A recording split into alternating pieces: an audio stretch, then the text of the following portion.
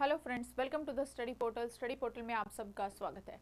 आज की वीडियो में हम करेंगे फ्रेंड्स आरटीआई एक्ट के एमसीक्यूज और डिस्क्रिप्टिव क्वेश्चंस, यानी कि जिस भी टाइप के क्वेश्चंस इस टॉपिक से बन सकते हैं, ऑब्जेक्टिव भी और डिस्क्रिप्टिव भी, वो सारे ही क्वेश्चन इस वीडियो में डिस्कस करेंगे ताकि आपके एग्जाम में आपकी हेल्प हो, आपके लिए हेल्पफुल वीडियो रहे। इसी तरह की जो वीडियो है वो हमारे डे टू डे हमारे यूट्यूब चैनल स्टडी पोर्टल पर डेली अपलोड की जाती है, तो आप वहां से भी देख सकते हैं, आप हमारे साथ जुड़ भी सकते हैं। जो भी स्टूडेंट केवीएस के अंदर एलडी की पोस्टों में एएसओ, एसएसए, एसओ, एफओ इन पोस्टों पर एग्जाम देने जा रहे हैं, तो आपके एग्जाम पॉइंट ऑफ व्यू से एक इंपॉर्टेंट टॉपिक है दोस्तों। प्रिंसिपल, वाइस प्रिंसिपल की पोस्ट के लिए भी एक इंपॉर्टेंट टॉपिक है जहां से आपको क्वेश्चंस जरूर मिलेंगे। तो अगर आप जुड़ना चाहते हैं हमारे साथ, इन सभी चीजों का आपको नोटिफिकेशन मिले, तो नेम, सिटी, एग्जाम इसी तरह से लिखकर 8447410108 नंबर पे व्हाट्सएप कर दीजिए, ताकि जिस भी एग्जाम की आप प्रिपरेशन करेंगे उसी से रिलेवेंट वीडियो का लिंक हम आप तक शेयर करेंगे व्हाट्सएप ब्रॉडकास्ट ग्रुप के थ्रू। इसके अलावा हार्ड कॉपी नोट्स भी हम प्रोवाइड कराते हैं, जिसमें आपका कंप्लीट सिलेबस रहता है, अप टू डेट सिलेबस जो है इसमें कवर किया जाता है। हिंदी और इंग्लिश दोनों मीडियम में नोट्स अवेलेबल रहते हैं। इससे बाहर कोई भी टॉपिक ऐसा नहीं है जो आपका छूट जाएगा या बाहर से आपको उसको रिसर्च करना पड़ेगा, नहीं, कोई रिक्वायरमेंट नहीं रहेगी बाहर से कोई भी बुक पढ़ने की। कंप्लीट सिलेबस के साथ जो है नोट्स रेडी किए जाते हैं। ऑल ओवर इंडिया में बाय कोरियर से डिलीवरी सर्विस अवेलेबल है। यदि आप दिल्ली एनसीआर के स्टूडेंट हैं तो सेम डे डिलीवरी का ऑप्शन भी अवेलेबल है। यदि आप कर रहे हैं केवीएस, एनवीएस में प्रिंसिपल, वाइस प्रिंसिपल या फिर यूपीएससी प्रिंसिपल, वाइस प्रिंसिपल या फिर ईएमआरएस के प्रिंसिपल की तैयारी, तो आप हमसे नोट्स ले सकते हैं। 8447410108 नंबर पे कॉल करके घर बैठे बाय कोरियर से आप अपने नोट्स मंगवा सकते हैं। इस तरह की पैकिंग के साथ जो है हम नोट्स डिलीवर कराते हैं। इसके अलावा यदि आपको हमारे साथ क्लासेस ज्वाइन करनी है तो स्टडी पोर्टल एकेडमी ऐप है, ऐप को आप डाउनलोड करेंगे। ऐप के थ्रू ही आपको बैचेस मिलेंगे, चाहे वो रिकॉर्डेड बैच हो या फिर लाइव क्लास हो, दोनों ही ऑप्शन आपके लिए अवेलेबल है ऐप के थ्रू ही। टेस्ट सीरीज आप चाहते हैं वो भी ऐप के थ्रू ही अवेलेबल है। इस तरह से जो भी आप बैच चाहते हैं वो आप सर्च पे जाकर सर्च करेंगे तो इस तरह से आपके पास ओपन हो जाएगा। यहाँ पर आपका बैच का जो है वो थंबनेल रहेगा, साथ ही पूरी कंप्लीट इन्फॉर्मेशन जो है बैच की वो डिस्क्रिप्शन में भी लिखी हुई है। बाकी कोई भी आपकी क्वेरीज होती है तो आप हमारे हेल्पलाइन नंबर पे कॉल करके आप अपने डाउट्स को क्लियर कर सकते हैं। इस तरह के फोल्डर वाइज, टॉपिक वाइज जो है वो हमारी क्लासेस रहती है, तो ध्यान से आपको कंप्लीट सिलेबस हम प्रोवाइड कराते हैं। स्टार्ट करते हैं। First question, When did the Right to Information Act 2005 came into full force? RTI अधिनियम 2005 पूर्ण रूप से कब से लागू हुआ? ऑप्शन ए 15 अगस्त 2005, ऑप्शन बी है 12 अक्टूबर 2005, ऑप्शन सी है 26 जनवरी 2006, ऑप्शन डी है 2 अक्टूबर 2005। तो जो भी ऑप्शन करेक्ट है आप कमेंट्स करिए, कमेंट्स बॉक्स में आंसर जो है वो ऑप्शन लिखकर टाइप करते जाइए। तो राइट ऑप्शन रहेगा बी, 12 अक्टूबर 2005 से आरटीआई एक्ट 2005 जो है वो पूर्ण रूप से लागू हुआ। नेक्स्ट क्वेश्चन है, which section of RTI act defines information? RTI act की कौन सी धारा है जो सूचना को परिभाषित करती है? Option A section 2H, option B है सेक्शन 2F, ऑप्शन सी है सेक्शन 4, ऑप्शन डी है सेक्शन 8। कौन सी धारा है जिसके अंदर इंफॉर्मेशन को परिभाषित किया गया है? वो है section 2F, B option correct है। नेक्स्ट क्वेश्चन है, what is the time limit to provide information under normal circumstances? सामान्य परिस्थितियों में सूचना प्रदान करने की समय सीमा क्या है? Option A 15 days, B 30 days, C 45 days और डी है 60 डेज। सामान्य परिस्थितियों के अंदर जो सूचना प्रदान करने की समय सीमा है वो है 30 डेज, तो बी ऑप्शन करेक्ट है। नेक्स्ट क्वेश्चन है, if the information concern the life और liberty of a person it must be provided within. यदि जो सूचना है वो किसी व्यक्ति की जीवन और स्वतंत्रता से संबंधित है तो उसको कितने समय में प्रदान किया जाना चाहिए? Option A 24 hours, B 48 hours, C 12 hours and D 30 hours. यदि लाइफ और लिबर्टी से रिलेटेड, किसी पर्सन की लाइफ और लिबर्टी से रिलेटेड कोई इंफॉर्मेशन है तो वो 48 आवर्स के अंदर जो है वो प्रदान की जानी चाहिए। तो राइट ऑप्शन जो है यहां रहेगा आपका बी ऑप्शन, 48 आवर्स।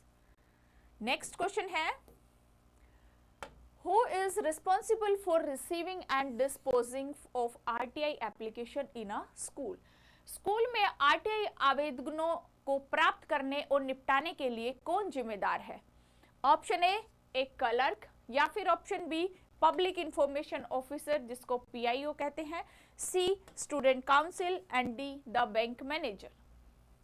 किसकी रिस्पॉन्सिबिलिटी होती है आरटीआई में? जो स्कूल के अंदर जो आरटीआई एप्लीकेशंस होती हैं उनको निपटाने की, तो राइट ऑप्शन रहेगा option B public information officer. Next question है, what is the application fee for an RTI request central government? RTI अनुरोध के लिए आवेदन शुल्क क्या है? 100 रुपीज, 10 रुपीज, 50 रुपीज या फिर फ्री फॉर एवरीवन? क्या है आरटीआई अनुरोध के लिए आवेदन शुल्क? राइट ऑप्शन है ऑप्शन बी 10 रुपीज।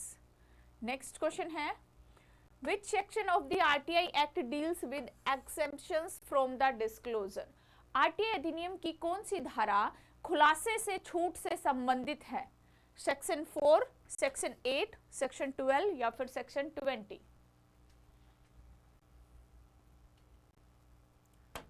यहां पर आपका राइट ऑप्शन रहेगा ऑप्शन बी सेक्शन 8 यानी कि धारा 8 जो कि खुलासे से छूट से संबंधित है।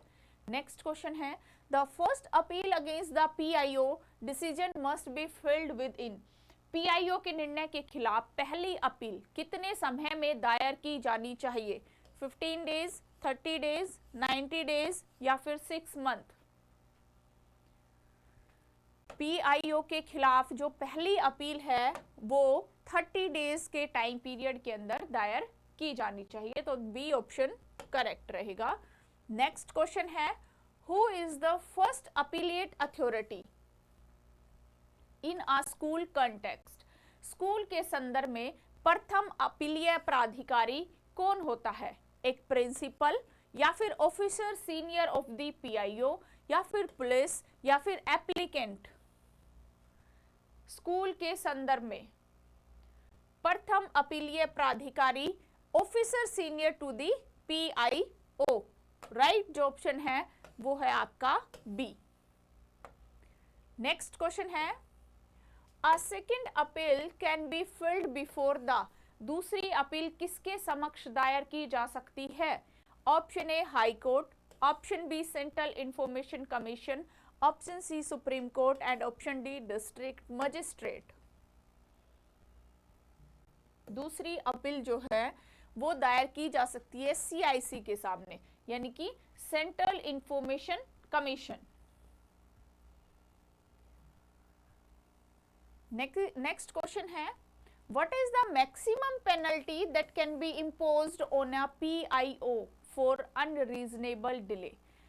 अकारण देरी के लिए पीआईओ पर अधिकतम कितना जुर्माना लगाया जा सकता है? Option A 5000, option B 25,000, option C 1 lakh and option D suspension only. अकारण देरी के लिए पीआईओ पर जो अधिकतम जुर्माना है वो 25,000 तक लगाया जा सकता है, तो राइट ऑप्शन है बी। नेक्स्ट क्वेश्चन है, BPL below poverty line applicants are required to pay how much fee? BPL गरीबी रेखा से नीचे आवेदकों को कितना शुल्क देना पड़ता है? 10 रुपीज, नो फी, 5 रुपीज या फिर हाफ फी? जो गरीबी रेखा के नीचे के आवेदक हैं उनकी कोई फीस नहीं, no fee, B option right.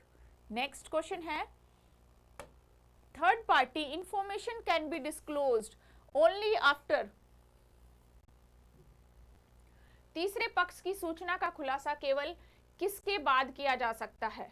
Option A PIO decides alone, या फिर giving notice and opportunity to the third party, या फिर आस्किंग द प्रिंसिपल, या फिर पेमेंट ऑफ एक्स्ट्रा ₹100। कौन सा ऑप्शन करेक्ट है?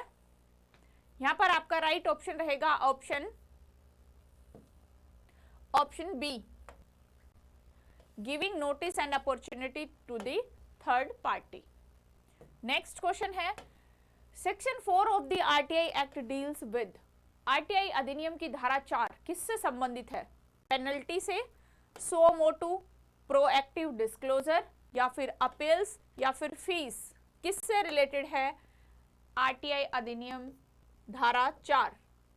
राइट ऑप्शन है option B, suo motu and proactive disclosure, B option correct. Next question है, can an RTI applicants be ask for reason for seeking information? क्या RTI आवेदक से सूचना मांगने का कारण पूछा जा सकता है? ऑप्शन ए है yes, B no, C only by the principal, या फिर D only in writing. Option right रहेगा ऑप्शन बी नो, आरटीआई आवेदक से सूचना मांगने का कारण नहीं पूछा जा सकता। नेक्स्ट क्वेश्चन है, if an application is transferred to another public authority the applicant must be inform within, यदि आवेदन किसी अन्य सार्वजनिक प्राधिकारी को स्थानांतरित किया जाता है तो आवेदक को कितने समय में सूचित किया जाना चाहिए? 48 आवर्स, 5 डेज, 10 डेज, या फिर 30 डेज?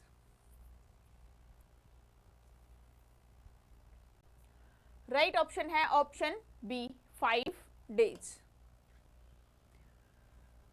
नेक्स्ट क्वेश्चन है, the central information commission falls under which ministry? केंद्रीय सूचना आयोग किस मंत्रालय के अंतर्गत आता है? Ministry of home affairs, ministry of personal and public grievance and pensions, या फिर मिनिस्ट्री ऑफ एजुकेशन, या फिर मिनिस्ट्री ऑफ लॉ? किस मंत्रालय के अंतर्गत, किस मंत्रालय के अधीन आता है CIC, Central information Commission? B option correct, Ministry of personal and public grievance and Pension. Next question है, RTI act replace which previous act? RTI act ने किस पिछले अधिनियम का स्थान लिया? Option A Official Secrets Act, या फिर B freedom of information act 2002, या फिर सी सिविल सर्विसेज रूल्स, या फिर डी पब्लिक रिकॉर्ड एक्ट? किसका स्थान लिया है आरटीआई अधिनियम ने? राइट ऑप्शन है B freedom of information act 2002। Next है, which of the following can not be asked under RTI? RTI के तहत निम्नलिखित में से क्या नहीं पूछा जा सकता? Salary of a teacher, information that would harm the sovereignty of India, या फिर बजट ऑफ द स्कूल, या फिर लिस्ट ऑफ हॉलीडेज? क्या चीज है ऐसी जो आरटीआई के तहत नहीं पूछी जा सकती? राइट ऑप्शन है option B information that would harm the sovereignty of India. Next है, deemed PIO refers to, deemed PIO किसे संदर्भित करता है? आ रिटायर्ड पीआईओ को, any officer whose assistant is shot out by the PIO, या फिर the applicant, या फिर the governor? कौन सा ऑप्शन करेक्ट है कमेंट्स करिए। राइट ऑप्शन है option B any officers who assistance to sort out by the PIO। Next है, the tenure of information commission is as prescribed by, सूचना आयुक्तों का कार्यकाल किसके द्वारा निर्धारित किया जाता है? क्या 5 ईयर फिक्स होता है, या फिर सेंट्रल गवर्नमेंट इसको डिसाइड करती है, या फिर ओनली प्रेसिडेंट करते हैं, या फिर चीफ जस्टिस करते हैं? कौन ये निर्धारित करता है कि जो सूचना आयुक्तों का कार्यकाल है वो कितना रहेगा? राइट ऑप्शन है बी सेंट्रल गवर्नमेंट, यानी कि केंद्र सरकार के द्वारा ये निर्धारित किया जाता है। नेक्स्ट क्वेश्चन है, can a legal entity like a company और एनजीओ फाइल ऑन आरटीआई? क्या कोई कानूनी इकाई जैसे कि कंपनी हो गई या एनजीओ हो गए, ये आरटीआई फाइल कर सकती है? ऑप्शन ए है यस, ऑप्शन बी है no, only citizens can file under the section 3, या फिर सी ओनली इफ दे पे ₹1000, या फिर D only with a lawyer? तो राइट ऑप्शन है यहाँ पर B no, only citizens can file under section 3। Next है, If the PIO fails to provide information within 30 days, it is called, यदि PIO 30 दिनों के भीतर सूचना प्रदान करने में विफल रहता है तो इसे कहा जाता है डिले, डीम्ड रिफ्यूजल, सक्सेस या फिर टेक्निकल एरर। क्या कहा जाता है? यदि PIO 30 दिनों के भीतर, 30 दिन के भीतर सूचना प्रदान करने में यदि विफल रहते हैं तो इसको कहा जाता है deemed refusal. B option correct. Next question है, इंफॉर्मेशन रिलेटेड टू करप्शन और human rights violation in security organisations can be disclose with the approval of. सुरक्षा संगठनों में भ्रष्टाचार या मानवाधिकार उल्लंघन से संबंधित जानकारी किसके अनुमोदन से दी जा सकती है? प्राइम मिनिस्टर के, या फिर इंफॉर्मेशन कमीशन के, या फिर पुलिस चीफ, या फिर नो डिस्क्लोजर अलाउ? यहां पर राइट ऑप्शन है बी, इंफॉर्मेशन कमीशन के अनुमोदन से दी जा सकती है। नेक्स्ट क्वेश्चन है, who appoints the chief information commissioner? मुख्य सूचना आयुक्त को कौन नियुक्त करते हैं? Option A prime minister, B president और रिकमेंडेशन ऑफ अ कमिटी, या फिर सी सुप्रीम कोर्ट, या फिर डी एजुकेशन मिनिस्टर। CIC यानी कि who appoints the chief information commission, right option है B, the president on recommendation of a committee. तो B option correct. Next question है, the fee for inspections of records और the first hours, record के निरीक्षण के लिए पहले घंटे का शुल्क क्या है? 10 रुपीज है, या फिर फ्री है, या फिर 50 रुपीज है, या फिर 100 रुपीज है? इंस्पेक्शन ऑफ रिकॉर्ड्स जो फीस है वो फ्री है। B option correct. Next question है डिस्क्रिप्टिव। डिस्क्रिप्टिव किस टाइप से बन सकते हैं आरटीआई के टॉपिक से?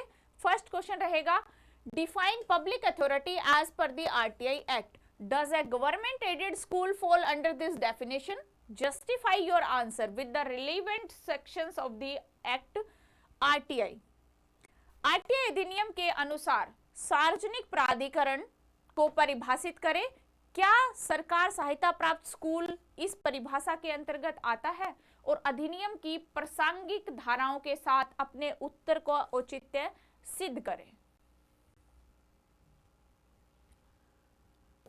नेक्स्ट क्वेश्चन है, what is protective disclosure under section 4(1)(b)? Discuss how it affects implementation in a school can reduce the burden of individual RTI application. धारा 4(1)(b) के तहत सक्रिय प्रकटीकरण क्या है? चर्चा करें। स्कूल में इसका प्रभावी क्रियान्वयन व्यक्तिगत आरटीआई आवेदनों के बोझ को कैसे कम कर सकता है?